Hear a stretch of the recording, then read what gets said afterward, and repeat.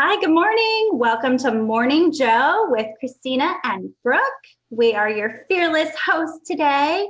We are not afraid to bring the fun. That's what today's topic is all about, how to have fun in this new online environment. We want to make sure that we're building connections, remaining positive, practicing self-care. And Joe, Brooke, have lots of great ideas and tips to share with us this morning.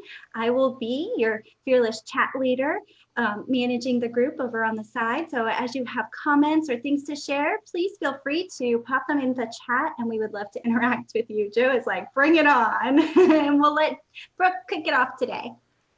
Okay, wonderful. So listen, guys, I know that it's still a weird, interesting time right now, but as parents, adults, leaders of your company, leaders of your household, you need to kick it off with a positive attitude. Start the day talking about how amazing the day is going to be, and you are going to show that attitude to your company, to your family, what have you. And you know what they say, the law of attraction. So if you put outward positivity there, that's where your mind's going to go. And those are the actions you're going to take. Listen, we're all human. There is potential for you to get stressed, to get frustrated, all of that. If and when that happens, do it away from your kids, do it away from your employees. If you got to scream, go outside, go into another room, and come back with a smile on your face like everything is perfect. So let's all start our day with positivity. And there's so many ways of doing that, not only just, acting that way, but visualizing it, taking care of yourself by meditating beforehand so you can get into that mindset, and just, positive affirmations. Yeah, you mentioned something there that I had an experience with over the last week or two. There's a couple of students that I work with one-on-one who are all receiving these communications from their teachers and from administrators like, hey, we're going virtual in a couple of weeks as we're figuring out the kinks and we'll let you know when we get there. And just reading the tone that the emailer had when they were communicating, like you can tell, you could pick up the vibes from it. Where there's this one email in particular that I'm thinking about where this teacher was so overly positive and was and this isn't like physical, it's just through words, right? Like you can't pick up usually any of these things through text or email, but she was able to get across this message of positivity. Like, this is going to be such a unique opportunity. I'm so excited to explore this with you. That the student that I was working with was like, they picked up on the difference and they became a little bit excited diving into this unknown thing. And I just thought that was really interesting. That was one of the things I thought about when you were talking, Brooke. So kind of in line with that and picking up with that, we're not entirely sure how long this thing might go. So we're kind of preparing for potentially the long haul and trying to figure out our systems and schedules and routines and get them in a place where they're sustainable over not just a week or two, but potentially over a month or 2 months or 3 months. So it's so hard to take serious. But you're bringing I have my real serious face on, though. This is a real serious topic, but it's always like, it's in there. It's in there. It's balancing the two, right? Yes. So yeah, going back to yesterday, the idea of working towards better, but not perfect, right? Like this is something that's going to take some time. It's not going to happen overnight. And I think one of the things that I want to highlight to be mindful of during this process is the idea that like we experience the world through our senses, right? Through what we see, what we touch, what we taste, what we hear.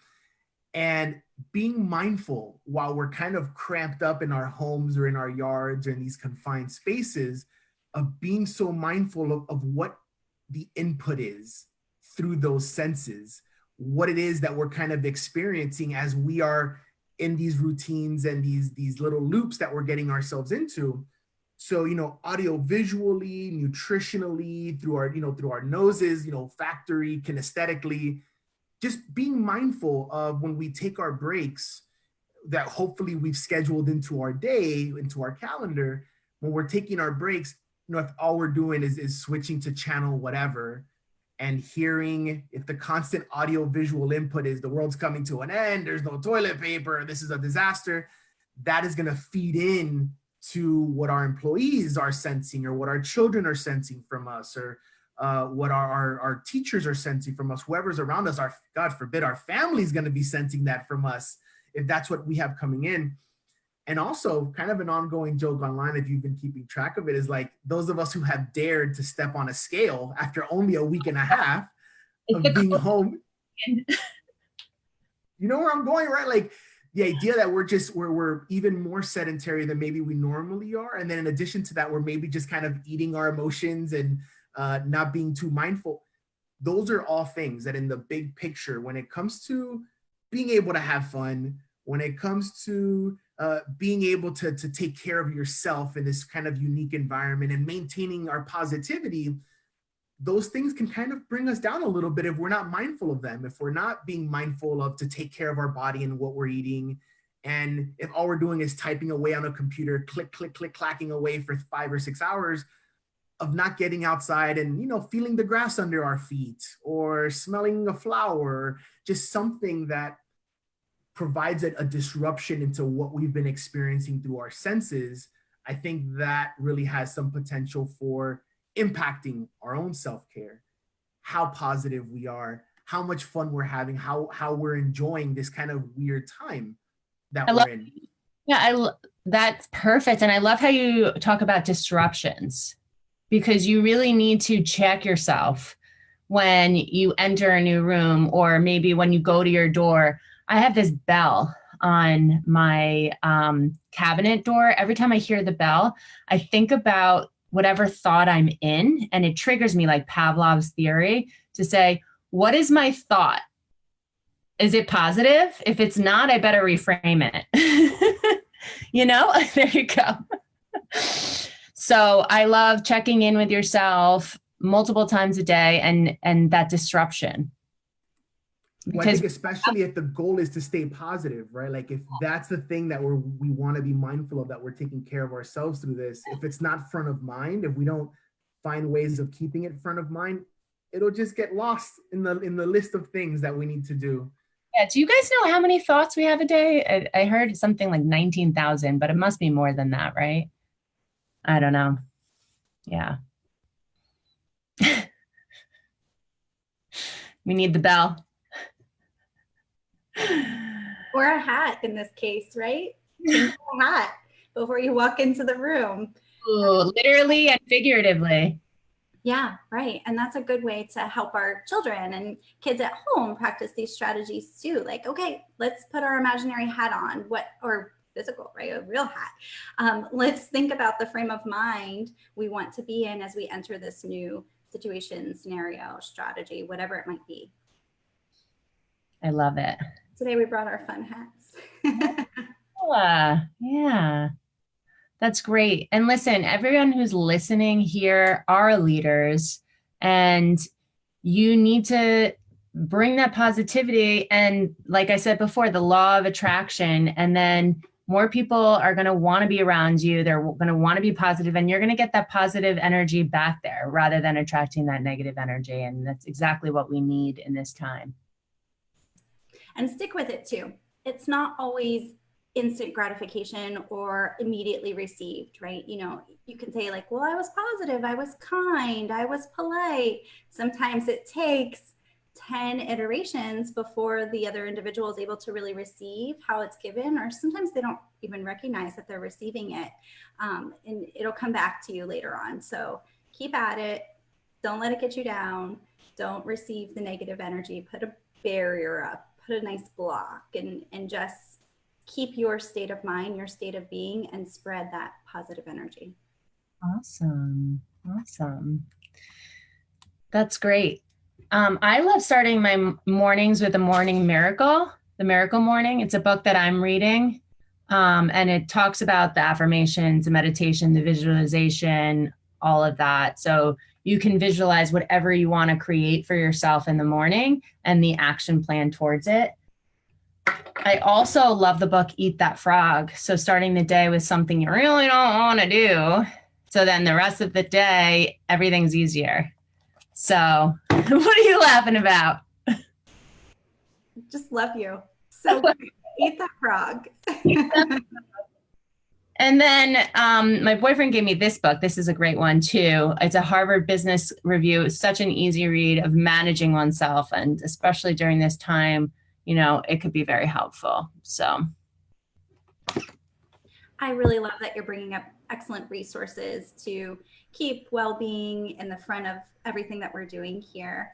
Another great resource is actually Yale University. They're offering the Science of Well-Being, their #1 course, free to everybody.